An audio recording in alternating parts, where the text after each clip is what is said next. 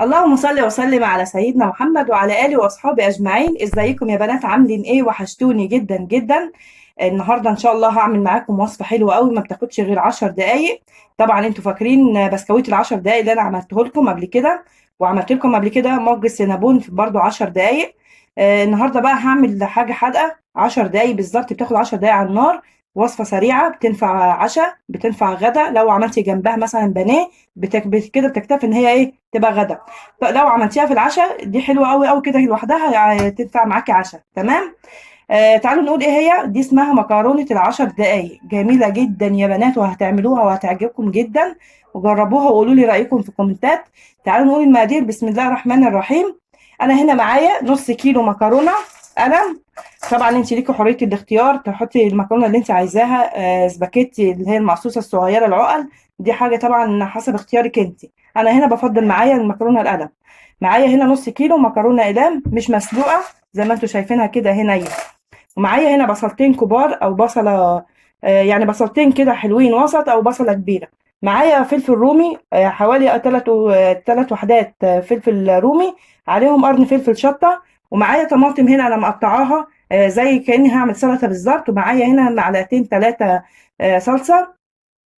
وهنا معايا الملح والفلفل والكمون، فلفل اسود وكمون وكاري وكزبره وزنجبيل. الكزبره والزنجبيل لو انت مش عايزاهم ممكن تستغني عنهم. طب اول حاجه هنعمل ايه؟ بسم الله الرحمن الرحيم. اول حاجه هنحط المكرونه كده. المكرونه تمام اهو. هنحط الفلفل يا بنات. ومعايا هنا حته توم، يعني حوالي نص معلقه كبيره توم. ما تنسوش نص معلقه توم. اول حاجه هنحط الفلفل. تمام يا بنات، انا هنا كده حطيت الفلفل. هنا هحط البصل اهو، تومه معاها.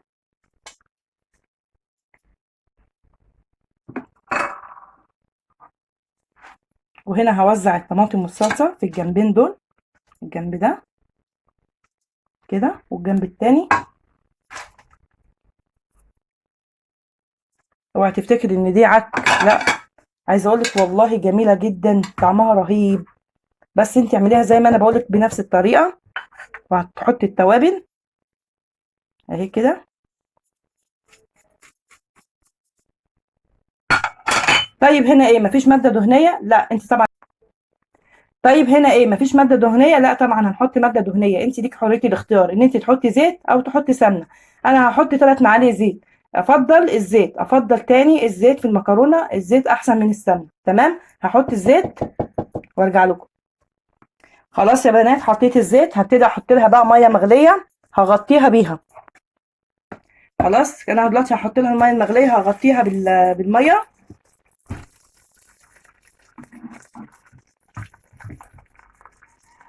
اهم حاجه يا بنات نغطي كل المقادير ديت اللي معانا بالميه. المكرونه نيه مش مستويه. خلاص تمام كده. تمام هسويها. هغطيها واحطها على البوتاجاز على نار متوسطه، لا هي هاديه ولا هي عاليه. انا هحطها على نار متوسطه.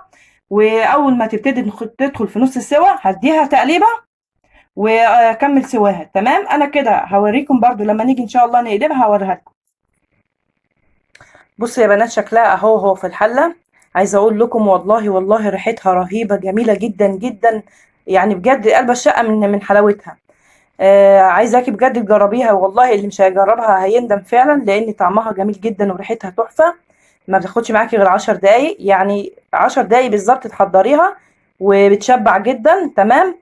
انا دلوقتي بقى مستنياها اهو زي ما قلت لكم هتخش في النص سوا. هقلبها التقليبه برضو تاني وبعد كده هوطي عليها. وقت احنا هي خدت النص سوا زي ما قلنا، هنبتدي بقى نديها التقليبه بتاعتها. خلاص تمام. وبرضو هسيبها تكمل سواها. خلاص يا بنات طلعت المكرونه زي ما قلت لكم.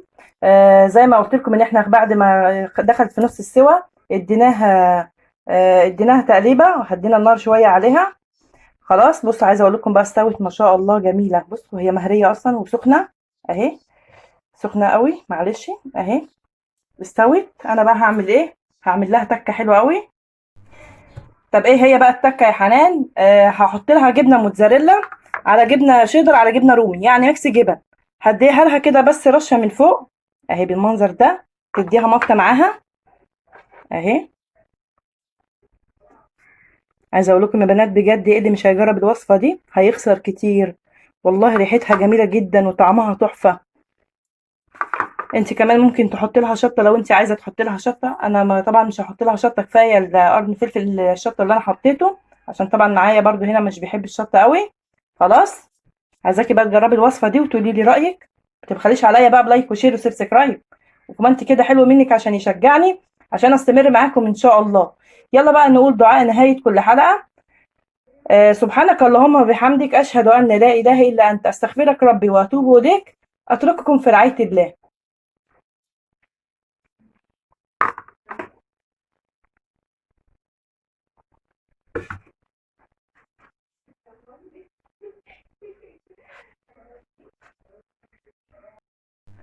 عايزه اقول لكم يا بنات ان هي ما خدتش مني وقت كتير، هي العشر دقايق بالظبط. يشهد ربنا طبعا على كلامي ان هي فعلا ما خدتش غير 10 دقايق. وصفه سريعه جميله جدا جدا بتشبع. انا عايزه اقول لك ان انا بعد ما صليت الفجر قمت عملتها، يعني بصراحه حسيت كده ان انا برضو عايزه اكل حاجه او جعانه عايزه اكل حاجه، قمت عملتها ما خدتش معايا غير 10 دقايق. ما شاء الله بتملى المعده، جميله جدا وخفيفه. فكره ان انا احط الزيت وما احط السمنه، عشان ما حدش يقول انت حطيتي زيت ليه، السمنه افضل. لا، الزيت بيدي له برده طعم ولمعه، بتدي لمعه للمكرونه زي ما انتم شايفين كده. بجد هتعجبكم جدا، عايزاكم تجربوها. بجد يعني تحفه، كلمه تحفه دي قليله عليها. تمام. ان شاء الله الايام اللي جايه هديكي افكار حلوه قوي، وهديكي ان شاء الله فيديوهات جميله ومعلومات جميله جدا. الفيديو الجاي ان شاء الله هنزل معاكم بوصفه حلوه قوي قوي. كانت بنات كلمتني عن عنها عندها مشكله في البطن والترهلات. بعد الولاده عندها مشكله ان البطن عندها كبيره، في ترهلات في البطن. انا هقول لك على وصفه حلوه جدا ما شاء الله جابت معايا نتيجه.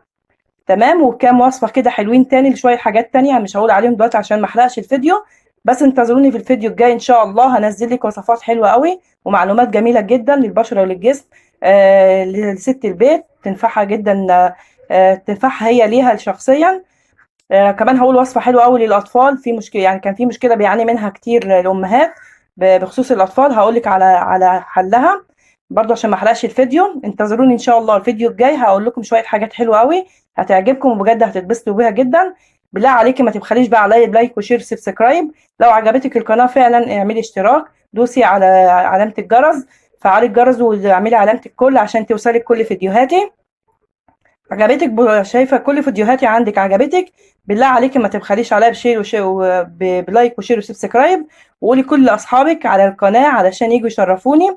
طبعا انتوا عارفين ان انا مش بكبر غير بيكم، عايزاكم دايما تدعموني كده وتقفوا معايا.